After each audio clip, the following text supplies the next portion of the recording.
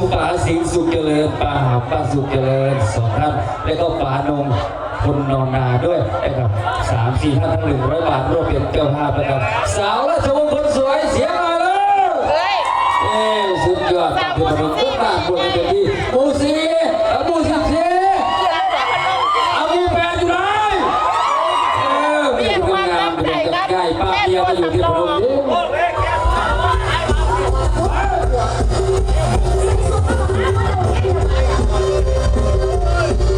อาไปแหกหน่อย